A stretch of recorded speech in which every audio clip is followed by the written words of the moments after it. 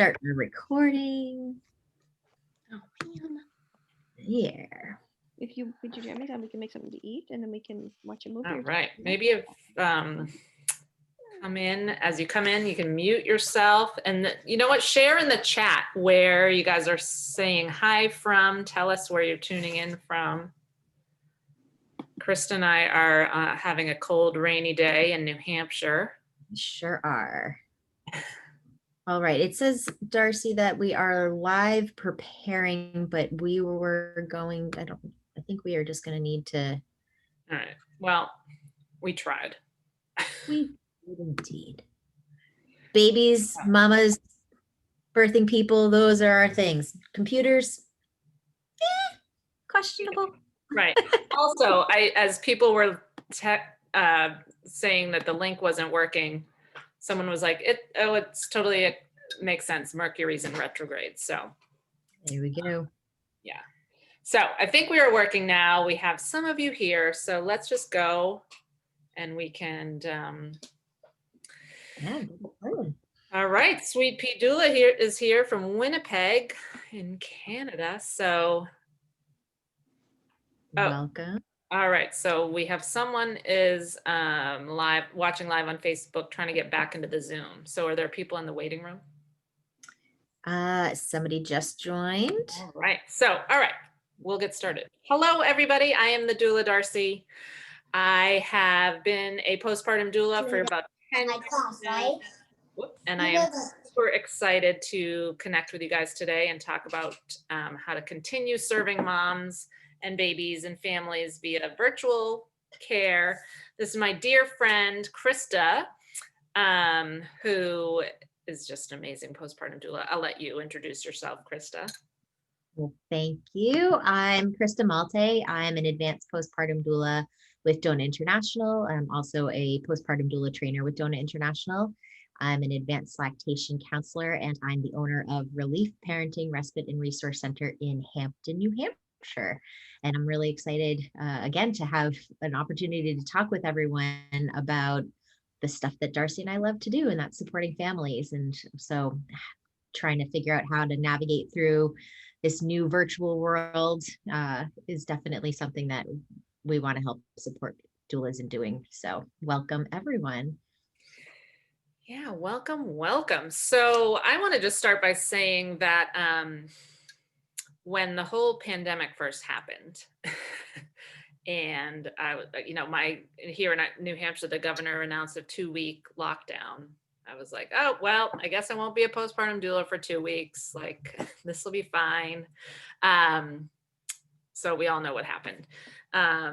Oh, the doodad is here. Hello. So anyway, my point is that the coronavirus is not going away anytime soon. I was driving this morning and listening to the radio, and cases are just rising. And just in my chats with people locally, and I'm sure everywhere, as winter is coming and cold and flu season is coming, people are just getting nervous. And I think that even, as restrictions are lifted, there's going to be families that are only comfortable with virtual postpartum doula support. And I have been hearing from so many of you that you're limiting your in-person support, like only working with one family at a time. So I think virtual postpartum doula services is the way to go. I mean, this is how you're going to have to supplement your income. If you're only working with one family at a time, having a few families that you're helping virtually is a great way to keep it so that being a postpartum doula is your full-time job, or you're working and earning as much as you want to earn. And that is me, or how do I say this? Krista and I's biggest goal is to have more postpartum doulas out there working in the world. And especially now, I mean, with a global pandemic, these poor people having babies right now, this is a really rough time, and we can't stop and go back to our waitressing and computer and other jobs to pay the bills. We have to find ways to continue to be postpartum doulas so that we can serve these families who need support. Krista, do you have anything you want to add to that? No, you summarized it perfectly, right? Like I say so frequently, there's always going to be job security as a doula because people are always going to have babies. And a pandemic, we're actually starting to already see a little bump in how many people are expecting. No pun intended, but so doula care is here to stay, and it is especially needed when those typical kind of traditional resources have really been altered. So yeah, finding ways to connect with families and making sure that everybody is staying within their own boundaries of being comfortable is really important. Absolutely. And so one of the biggest questions I'm getting is people, and this is how I was at first too, like, what do I even have to offer as a postpartum doula to families virtually? Like I said, in March when things shut down, I was like, well, I can't work. I mean, if I can't hold the baby so parents can nap, like, what's the point? Like, so I kind of forgot the other aspects of the role of a postpartum doula. And luckily at the time I was already contracted with 3 families. So, they had like deposits that we, had to work through. So I said, well, we'll schedule a couple Zooms. And it was great because I already knew them. I had already been to their house and met their babies and, knew the situation. So it ended up really showing me that what you can accomplish in a Zoom call with a new parent. Like, there's a lot that you can answer their bazillion questions that they have, and offer support, offer that non-judgmental listening ear, which is so important. And then it's, the same way I get so many messages from new doulas that are like, oh my God, I'm getting paid, but I'm just sitting on the couch listening to her birth story. But they're happy. So, I think sometimes we forget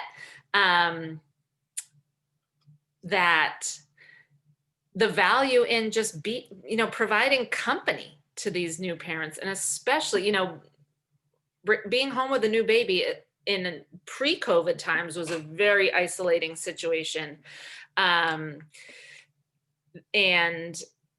now with COVID and more people social distancing and staying home, I mean, it is even more isolating. So I'm finding these moms just want someone to talk to. And so that is a huge piece of what we can offer. Okay, so the doodad says, with COVID, a lot of the work is postpartum requests, but borders on nanny work. How can you create a boundary without offending the client? That is a great question. So I think it just comes down to, I guess, do you mean like once you're there working or you're fielding incoming requests? So either way, I think it's kind of important to set the tone at the beginning and explain, here's what I do, here's what I don't do. And then if it's some, and this, I think this does tend to happen even if you do set really good boundaries. And, once you're in the home and you've been there a few weeks and, the birthing person's recovering and well, and, it's getting to the point where they're like, oh, will you watch the baby while I go run 20 errands? And, when you're starting to get into that nanny realm, I just always say, well, this is, you can pay someone a lot less than what you're paying me as a postpartum doula for what you need now. It's time to move on. All right, but you're saying this is happening when you're fielding. So that's a great point to say. It sounds like what you're looking for is more of a nanny role. What I provide is different. Like, in addition to, yes, it's hard. You don't want to miss these opportunities. So this is actually a great chance. I kind of love when this happens, because then I say, it sounds like you're really looking for a nanny. That's not what I do. What I do is really different. As a postpartum doula, I'm focused on you. Once the baby's here, everybody's all about the baby and holding the baby. And what my role as a postpartum doula is to come in and make sure you're getting the hydration that you need and the nourishing meals that you need. I'll make you a sandwich. I'll, watch the baby. What I do is really different. As a postpartum doula, I'm focused on you. Sorry about that. So I think it's a great chance to kind of showcase what the role of the postpartum doula and how it's more about pampering the parents and taking care of the whole family. And, a nanny doesn't do that.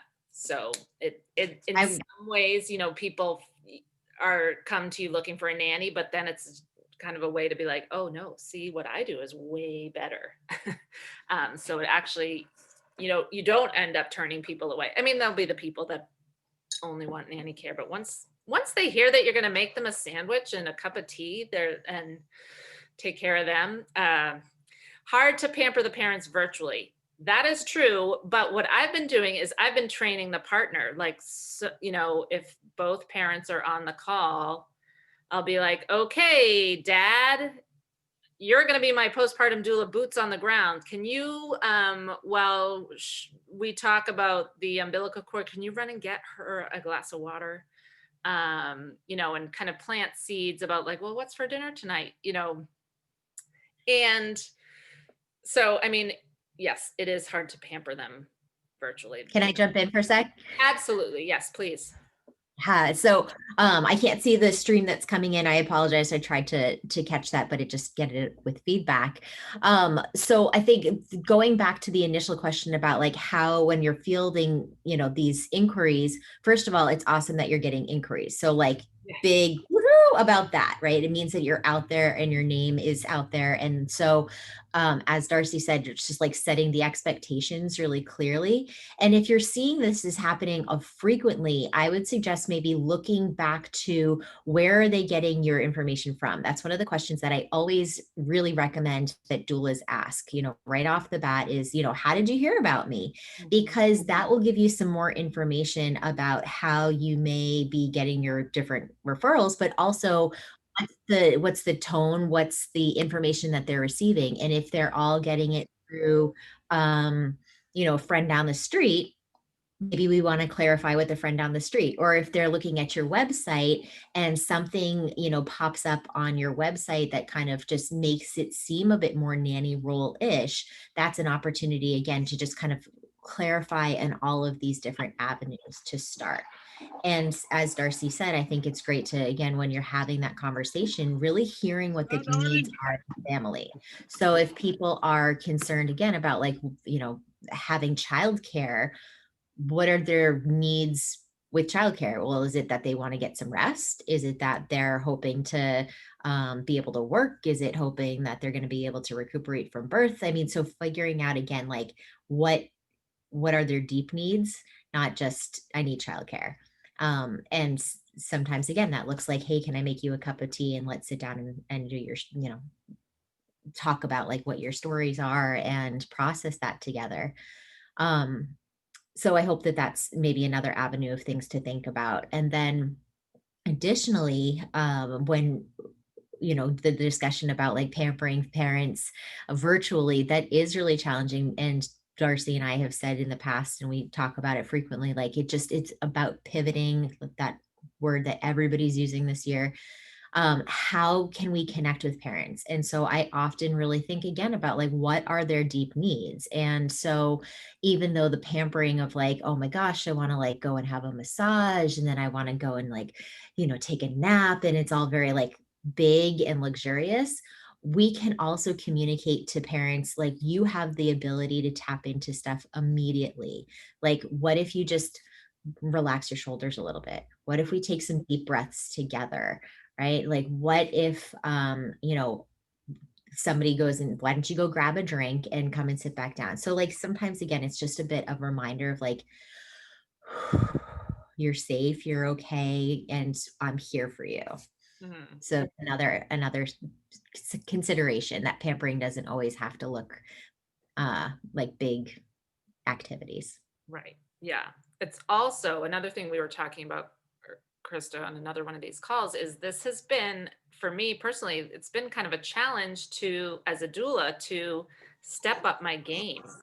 Whereas, pre-COVID, I'd be like, oh, okay, give me the baby, you go nap, give me the baby, I'll go do these dishes or whatever, So, and when you're doing this via Zoom, it's more of challenging to kind of empower the parents to do this on their own. Like, instead of, okay, I'm going to take the baby so you can go nap, it's like, okay, how can we talk to the people who are at your house, your partner, you know, any family that is coming in?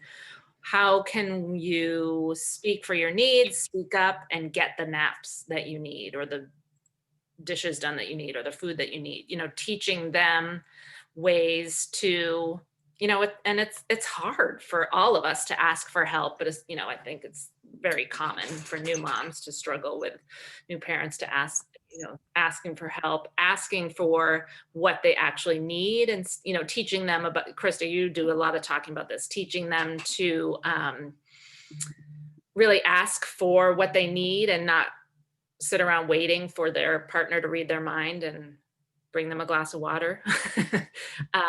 So as a doula, sorry, what, Sorry. Krista? Go ahead. I was just going to interject and just say, you know, we have to try and remember again, as you were saying, like stepping up our doula game, really think back again about like, what is our role, right? Our role is for whole family care. And so addressing the needs of everyone, because again, if we think about like all postpartum families right now, everybody's struggling. And so even though, again, a lot of the focus really needs to be on like helping the birthing person to recuperate and process their stories, we also, again, have partners, or there may be older siblings, and there's a baby or babies in the mix of all of that. And so I think that's one of the really marketable aspects of our role, is saying like, we're here for all of you. And that, again, just looks a little different on, you know, a virtual call, but being able to say, hey, why don't I structure some time with the partner? It's again, it's sometimes I think even more accessible than it had been pre-COVID, to be able to connect with different people in their household. Exactly. So those are great tips. So someone else asked about how to price the postpartum virtual support versus in-home support. So I'm just scrolling through. I can't see if there's any other questions coming in. So what I like to say is, the other cool thing about virtual support is that you can do whatever you want. You're only limited by your imagination. You can set up your pricing and your packages to fit your life. If you're homeschooling 5 of your own kids and, you know, can't be on Zoom calls all day, like set up a text package or texting office hours or something, or, you know, use WhatsApp or Voxer or something like that.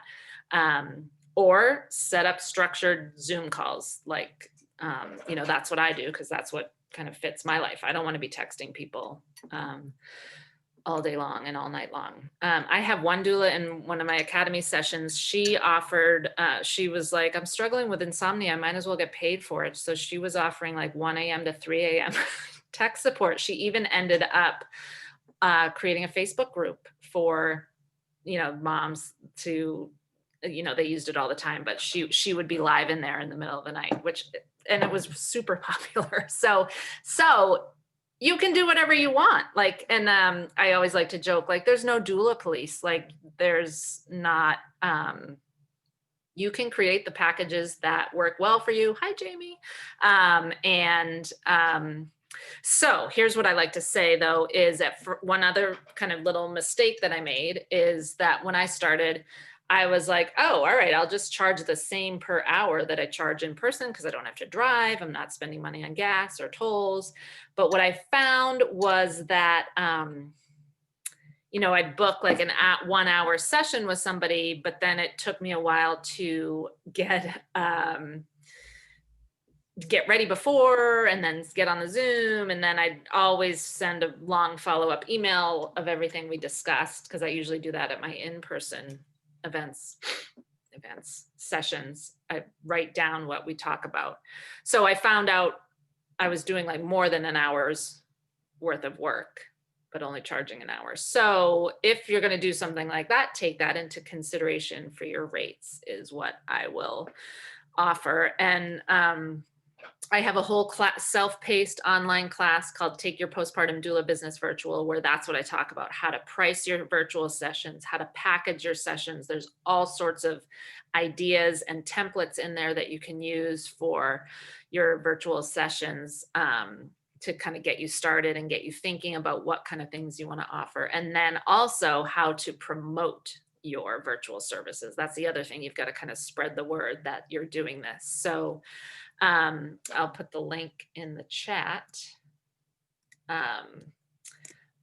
And everybody is loving it. Everybody's like, oh, it pays for itself in no time. It's only $97. If you use this coupon code Facebook Live, you will save 30%.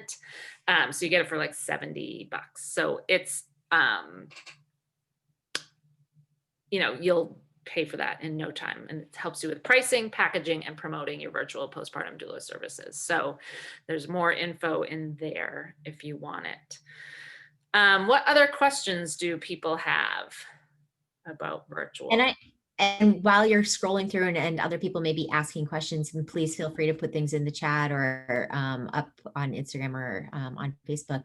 So with the virtual support, I think oftentimes, again, doulas tend to minimize our value, or we feel a bit hesitant about, I don't know, like, is this okay, right? And we need a lot of like validation of like, how do we charge? And you're worth your services. So I just want to like reiterate that. And if you're looking for any kind of validation of like setting a rate and making it a livable wage, I will give it to you right now. Right. And Darcy will follow up with that, because you know, it can feel really hard to put a monetary value on your work. But just know, again, it's not a reflection of your worth as a person. And so that's a whole other topic that everybody can get really deep into. But just knowing, you know, whenever issues of money come up, whenever issues of setting fees come up, I think as doulas, especially, you know, we get into this work because we are caring and we wanted to help other people, and just knowing that that is really valuable. And even if it feels like, oh, I'm just on a Zoom call, I'm just sitting here, it's not just to the family that you're serving. It's, you know, they're there with their questions, they're there with their concerns, and you're a safe space for them to process their information, or to find trusted resources, or to answer those, you know, questions about feeding or sleeping or, you know, relationships and so forth. And so you're not just doing anything, you're doing the important work of being a doula, and you're supporting that family, and they're finding value in it. And so, you know, just keep playing this little message I'm telling you over and over and over again until you internalize it, because you're worth it. Yes. And like I said at the beginning, you know, our goal is that the moms need help. I mean, all moms right now, all parents are really struggling with kids at home, but having a new baby and not, you know, doing your 2-week pediatrician check via Zoom, you know, telehealth, like, so what I like to do is just kind of close my eyes and really think about the people right now that are having babies and what it must be like, just even the anxiety around COVID, and on top of the normal anxiety that new parents tend to have. And then think of the value that you provide to them by hopping on a phone call or texting with them or Zoom or whatever, FaceTime, to let them spill out their fears and their anxieties. And, you know, you validate them and, you know, offer your reflective listening. You know, there's tremendous value in that. And, I always give the example, I'm also a yoga teacher, and when you teach a yoga class, everybody comes in and they're all antsy and chatty and moving around and picking, going and getting their stuff. And then you do the class and have Shavasana, and everybody's like, you can just see it on their face. They just feel better. And a postpartum doula in-person visit is the same way. And a 30-minute Zoom call with a new mom is the same way. They come in stressed and anxious and tired and overwhelmed. And after a brief conversation with you, they just feel better, and they leave like, okay, I can do this. She gave me some tips, and now, you know, she told me I was doing a good job. You know, we're providing immense value. And so, yes, you deserve to be paid for that. And yes, you deserve to be paid so that you can pay your bills, so that you can continue to be a postpartum doula and not have to go get another job.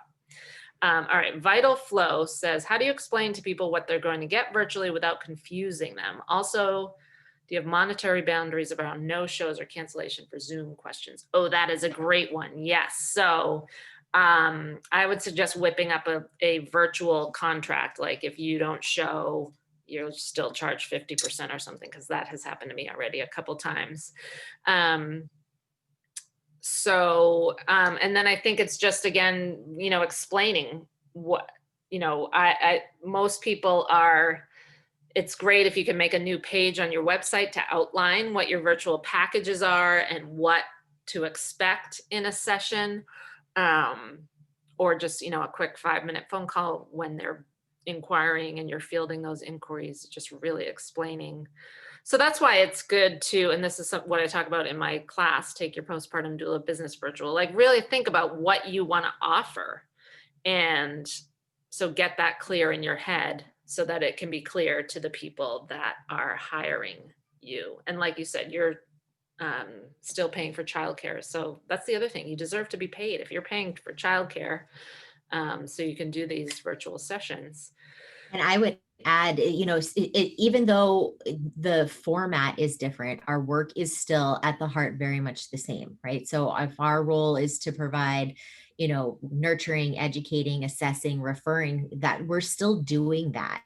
And what I've actually found to be really, I've been very pleasantly surprised is that when people are on our calls together and we're doing this, it's very much a focused time. And so I've said in the past, like we kind of skip over a lot of the surface stuff, and it's like, oh, okay, I'm on the phone with Krista, we're having this call, I've already like, here are my list of questions, or here's like what's been really weighing on my mind, or hey, can you just like quickly check what my breast is like doing with the latch here. And so our work is still very much the same at the heart of things, even though the format looks different. And so setting those expectations up as quickly and as early in that process as possible, and having, again, the same level of expectations and commitment for you and the family that you're going to be working with, is similar to how you would be doing in person. Again, it's just really the format is the only thing that I think really should be different. Or could be different. And so, if you have structured things in a way that, you set up and you have a prenatal time together, or you go through and you create a letter of agreement, I would encourage you again to do the same thing for virtual support. And you may, again, have more access to different people and, a broader range because of virtual support, which is really great. And so, perhaps having like a quick, here's the rundown on your website, here's like an intake form that explains again what the expectations are and what the cancellation policy is and so forth. And as a postpartum doula trainer, when we're in our training together, we talk about how we structure these things. We talk about what does it look like to have those initial fielding conversations, and what's the pertinent information for you to share and to know about, to make sure that it's going to be the right fit for you as well. Because I think that's something that a lot of doulas, especially when they're kind of first coming into this career, say yes, yes, yes, yes, yes, even if it might not actually be the right fit and thing and relationship for you. And so it's okay, again, going back to those boundaries of saying, you know what, if this virtual support is going to work for me, this is what I want to have to offer. This is the expectation that I have for our sessions, and family, this may or may not work for you, but staying again within your own boundaries professionally and what's going to work for you personally as well, I think is really important. Yeah. And that's great feedback. I also was just thinking that because that you're offering this virtual, it's a great chance, you have so many clients. I'm sure you have clients that have said, oh my God, you're amazing, I wish I could ship you to my friend 5 states away. And now they can, that you can reach out to your former clients and say, hey, I'm offering this. So if you have a friend anywhere in the world, they can, have a chance to use your virtual services. So that's just another way to think of it. I had another thing about, it'll come to me. All right. So Allie says she's just starting to look into becoming a doula. Any suggestions on a training to attend? So you are in luck, because Krista is a wonderful trainer. So Allie, she's on Instagram, so she can't see you, Krista, but Allie, if you DM me your email address, I will send you. Krista is a postpartum doula trainer. She has some virtual trainings coming up. But Krista, why don't you talk about that and your accelerated in case anyone needs certification? Sure. So I've been working as a postpartum doula for almost 15 years now, and it is absolutely my passion. And so I feel very fortunate to also be a trainer with Doula International. And we've actually just been given approval for our 2021 workshop dates. And so virtual options will be continued into the next year as our world situation is what it is. And so I have a couple of different options available. I will mostly be doing virtual trainings. I usually hold those over 4 days so that we can cover our 27 plus hours of curriculum together. And then I also always add the 3-hour breastfeeding basics for professionals class. And so that's usually on our last day together. In addition to that, because again, having the ability to be virtual, I've developed a 14-week program. And so we're a bit more than halfway through that right now. And I'm going to be launching that second session in January. And so that 14 weeks will allow doulas to, again, move through the whole curriculum, but in a bit more in depth, so that we can, again, process the information a bit differently. It's also designed to help people move through the certification process in that time as well, so that by the 14 weeks, the end of the 14 weeks, people are well on their way and conceivably could be ready to support all of their, or submit rather, all of their packet for submission for approval to become certified. And then for those doulas who have already attended their Doula International workshop and are looking to kind of have some more structured mentorship and feedback about completing their certification packet, I have an 8-week accelerated certification program, which again is a group support. We meet weekly for an hour and a half, and that goes through, again, each specific recommendation or requirement for the certification packet. And so that's going to be starting, the next session is going to be starting in January again. So lots of different options. And one of the things that, again, I'm really grateful for is that we've been able to use this technology to be able to reach different people all over the country so that we can get more doulas out there supporting families. So that's my whole spiel, and I will put in the chat here some info about how you can get. So, and those of you watching on Instagram, this Coleman Live, she said, "Ooh, that's me." And so DM your email address. I'll send you the link for Krista's accelerated program. It's an awesome program. People have been loving it. And I thought of the other thing I was going to say is the other thing too, that as postpartum doulas we can offer is that resources, which is a huge thing, when you're in a virtual session, is talking, screening for problems, nurturing, answering their questions, listening, but then providing resources, whether they're local resources that are still available during COVID or, do some searches. And it's to find, national and global resources. And it's fine to say, let me research this. Let me ask some friends about, if someone's asking you for something you don't know, and send it to them, follow it up in an email. That's, another thing I think we forget. I've been saying this a lot lately, and I don't mean to bash postpartum doulas, but our job is easy.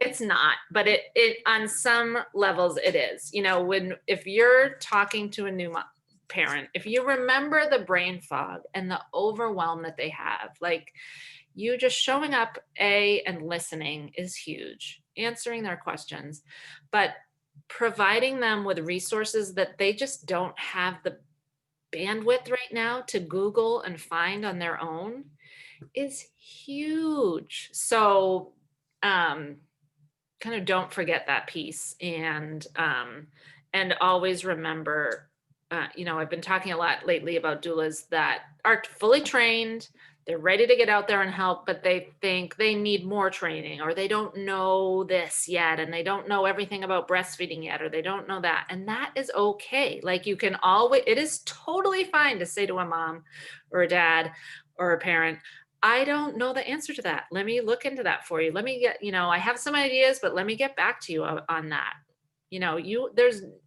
There's no, again, no doula police. You're not expected to be an expert. So on all the things. So same goes for when you're offering virtual support. You can always, joke around and be like, I know you're too tired to Google this. Let me Google it for you and send you back, some good responses. So that's just another piece of the pie of things that you can offer. So we are coming up on our time. Any last second questions? Did you have anything to add, Krista, to what I said? No, I think that's a really important thing to remember, right? Is like, if we go back, at least with Doula International, the acronym is NEAR, right? We nurture, educate, assess, and refer.